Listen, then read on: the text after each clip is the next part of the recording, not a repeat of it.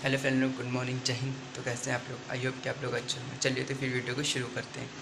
आज मैं बात करने वाला हूँ, जिससे मैं आपको पहले ही बता चुका हूँ, तो मुझे कहानी हिस्ट्री को एक्सप्लेन करना बहुत अच्छा लगता है। तो आज मैं एक ऐसे बाप और ऐसे उनकी 3 बेटियों की कहानी लेके आया हूँ, जो आपको सुनकर बहुत ही ज़्यादा अच्छा लगेगा। तो बस मैं इतना बताना चाहता हूँ, उनकी 3 बेटियाँ थी। आखिर वो पता करना चाहते थे कि आखिर मेरी कौन सी बेटी मुझसे सबसे ज़्यादा प्यार करती है। तो उन्होंने अपनी छोटी बेटी से पूछा कि तू मुझे कितना प्यार करती है। तो उनकी बेटी ने उनसे अपने बाप से ये बात कह दी कि मैं आपसे इतना प्यार करती हूँ बाबा जान, कि जितना है खाने में नमक। तो ये बात उनके बाप को कहीं पर अच्छी नहीं लगी। क्या वो उसका मतलब समझ नहीं पाए, या वो उनका मतलब उनको समझा नहीं पाई। तो आज हम वीडियो में यही देखेंगे किस तरीके से कि अपने बाप को अपनी गलती का एहसास होता है और अपनी बेटी को किस तरीके से वो मतलब चाहने लगते हैं। तो आज की वीडियो को हम लोग यही देखने वाले थे, इसलिए मैंने वीडियो शुरू करी। किस्सा है एक शख्स की सबसे छोटी बेटी का। छोटी बेटी अपने बाप का घर क्यों छोड़कर चली गई और किस तरह उसकी एक बादशाह से शादी हो गई। जानने के लिए वीडियो को आखिर तक जरूर देखिएगा। एक दफा का जिक्र है कि एक सौदागर था जिसकी 3 बेटियां थी। इसकी तीनों बेटियां बेहद खूबसूरत थी, लेकिन छोटी वाली सबसे प्यारी थी। उस सौदागर को अपनी तीनों बेटियों से बेइंतहा प्यार था।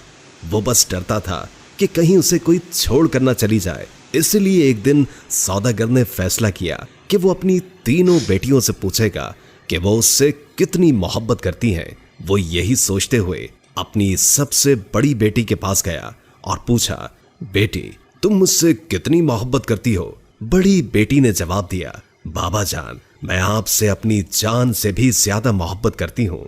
बाप ये सुनकर बेहद खुश हुआ और अपनी बेटी को एक कीमती सोने की माला दी। फिर वो अपनी दूसरी बेटी के पास गया और उससे भी यही पूछा कि बेटी तुम मुझसे कितनी मोहब्बत करती हो? दूसरी बेटी ने जवाब दिया, बाबा मैं आपको इस पूरी दुनिया में सबसे ज्यादा चाहती हूँ। बाप बेटी की बात सुनकर खुश हुआ और उसे बहुत सी सोने की अशर्फियां दी।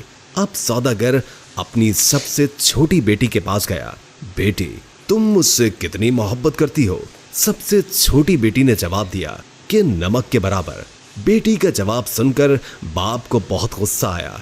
नमक तो इंतहाई सस्ती और मामूली चीज है, ये मुझे इतना प्यार करती है। और फिर सौदागर ने उसे बहुत डांटा और गुस्से में ये भी कह दिया कि मुझे पता है कि तुम एक दिन मुझे छोड़कर चली जाओगी, इसलिए बेहतर है कि अभी से इस घर से चली जाओ। बाप की बात बेटी के दिल पर जाकर लगी और वो किसी को भी बताए बगैर घर से रोते हुए निकल गई। वो लड़की एक ऐसी जगह से गुजर रही थी जहां बहुत सी घास उगी हुई थी।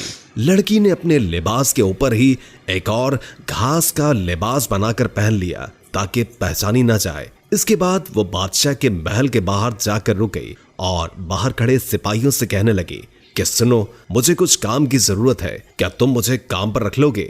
मुझे सब काम आता है। नहीं बीबी, हम ऐसे किसी को काम पर नहीं रख लेते, जाओ यहाँ से। लड़की उदास हुई लेकिन फिर से इसरार करने लगी, देखो मुझे काम की बहुत जरूरत है, मेरे लायक कोई तो काम होगा महल में। इससे पहले कि सिपाही इनकार करता, एक बावर्ची उनके पास आकर खड़ा हो गया। उसने शायद लड़की की बात सुन ली थी। उसे लड़की पर बहुत तरस आया, इसलिए उसने लड़की को अपने साथ रख लिया। बावर्ची ने उसे सारे काम समझाए और उसे उसके सोने की जगह भी दिखा दी जहां और भी औरतें थी। किसी को उस लड़की का नाम तो नहीं मालूम था, तो उसका घास वाला लिबास देखकर सबने उसका नाम घसियारी रख दिया। अगले दिन महल में हलचल मची कि बादशाह एक बहुत बड़ी तकरीब का इनेकाद कर रहे हैं, उसमें हर कोई शरीक हो सकता है। तमाम मुलाजिम औरतें अपने आप को संवारने में लग गई। जब तकरीब का दिन आया तो घसियारी ने जाने से इनकार कर दिया और कहा कि उसकी तबीयत ठीक नहीं है, और फिर सब उसे आराम का कहकर चले गए। कुछ ही देर के बाद घसियारी उठी, अपना घास वाला लिबास उतारा और एक खूबसूरत सी पोशाक पहन ली जो वो अपने साथ लाई थी, और फिर उस तकरीब में चली गई। वो इतनी खूबसूरत लग रही थी कि वहां तमाम हाज़रीन की नजरें उस पर उठ रही थी। हर कोई ताज्जुब में था कि इतनी हसीन लड़की कौन है। वहां बादशाह का बेटा भी मौजूद था। उसने जब इस हसीन लड़की को देखा तो देखता ही रह गया और फिर शहजादे ने पूरी तकरीब बस घिसियारी के साथ बातों में गुजार दी। शहजादे ने किसी और की तरफ आंख उठाकर भी न देखा। फिर घिसियारी किसी की भी नजरों में आए बगैर वापस महल में आ गई। अगले दिन औरतों ने कहा कि तुम्हें वहां होना चाहिए था। कल बादशाह का बेटा एक हसीना पर लट्टू हो गया और सारा वक्त उसी के साथ रहा। घिसियारी बज़ाहिर उदासी हुई। हाँ, काश मैं भी जा सकती। कुछ दिनों के बाद बादशाह ने फिर से एक तकरीब रखी। इस बार घिसियारी ने यही बहाना लगाया कि उसकी तबीयत ठीक नहीं है, सो वो नहीं जा सकती। लेकिन सबके जाने के बाद उसने फिर से एक उम्दा लिबास पहना और तकरीब में चली गई। शहजादा उसे देखकर बहुत खुश हुआ और एक कीमती अंगूठी उसे तोहफे में दे दी। फिर तकरीब खत्म होने से पहले ही वो वापस महल में आ गई। दूसरी तरफ बादशाह का बेटा सौदागर की इस छोटी सी बेटी पर फिदा होकर रह गया था। उसने फैसला किया था कि वो अपने बाप से इस लड़की का जिक्र जरूर करेगा। अब अगली तकरीब शहजादे ने खुद जानबूझकर रखवाई ताकि वो इस लड़की से मिल सके। लेकिन इस बार घिसियारी न आई। शहजादा उदास हुआ। बादशाह को घिसियारी के बारे में कुछ भी मालूम नहीं था, इसलिए वो परेशान हो रहा था कि उसका पता कैसे और किससे करे। एक दिन शहजादे ने महल के मुलाजमों से सागूदाना बनाने की फरमाइश की। घिसियारी को जब ये पता चला तो उसने खुद सागूदाना बनाने की ख्वाहिश का इजहार किया। उसे इजाजत दे दी गई। घिसियारी ने सागूदाना बनाने के बाद वही कीमती अंगूठी जो शहजादे ने उसे दी थी सागूदाने में डाल दी। अब शहजादा मेज पर बैठा सागूदाना खा रहा था। जब खाना खा चुका तो देखा कि प्याले में अंगूठी पड़ी है। वो अंगूठी पहचान गया और जल्दी से अपने मुलाजमीन को बुलवाया। मुलाजमीन ने बताया कि ये सागूदाना घिसियारी नामी मुलाजमा ने बनाया है। फिर घिसियारी को बुलवाया गया। शहजादा घिसियारी को पहचान न सका, लेकिन जब घिसियारी ने बोलना शुरू किया तो शहजादे को उसकी आवाज सुनकर यकीन हो गया कि ये वही लड़की है जो उसे तकरीब में मिली थी और जिस पर वो दिल हार बैठा है। फिर घिसियारी ने अपना सारा किस्सा शहजादे को बताया कि वो इस महल में किस तरह पहुंच गई। शहजादे ने घिसियारी का बादशाह को बताया और इन दोनों की शादी कर दी गई। शादी के बाद एक बहुत बड़ी तकरीब रखी गई। उस तकरीब में सिर्फ शहर के बड़े बड़े सौदागर और ओहदेदारों को बुलवाया गया था। घिसियारी के बाबा भी उस तकरीब में मौजूद थे।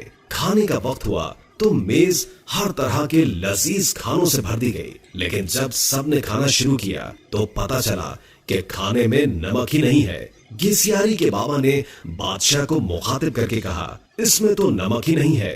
बादशाह हल्का सा हंसा और कहने लगा, क्या हो गया सौदागर साहब, सिर्फ नमक ही तो नहीं है, बाकी सब कुछ तो है ना इसमें। ये सुनकर सौदागर की आंखों से आंसू जारी हो गए।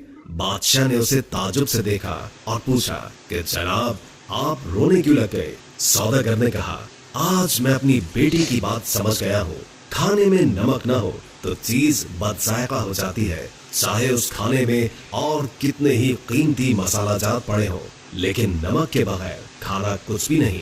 फिर सौदागर ने अपना किस्सा बादशाह को सुनाया और कहा कि मेरी बेटी मुझसे नाराज होकर चली गई है। मैंने उसे बहुत ढूंढा लेकिन वो नहीं मिली। मैं उसकी तरफ से बहुत परेशान रहता हूँ। सौदागर ने बादशाह को अपनी बेटी का हुलिया बताया तो बादशाह ने घिसियारी को बुलवाया और अपनी बेटी को सही सलामत देखकर बाप की खुशी का ठिकाना ही न था। सौदागर ने बेटी को गले लगाया और उससे माफिया मांगता रहा। दोस्तों, वीडियो अच्छी लगी हो तो लाइक करके वीडियो देखिए। आपको वीडियो जैसी भी लगी हो मुझे कमेंट में ज़रूर बताइएगा। वीडियो को लाइक, शेयर, कमेंट और चैनल को सब्सक्राइब करना बिल्कुल नहीं भूलिएगा। मैं आपके लिए ऐसी बहुत सी वीडियो लाता रहूँगा क्योंकि मुझे हिस्ट्री में करना बहुत अच्छा लगता है। आज के लिए बस इतना ही, मिलते हैं अगली वीडियो के लिए।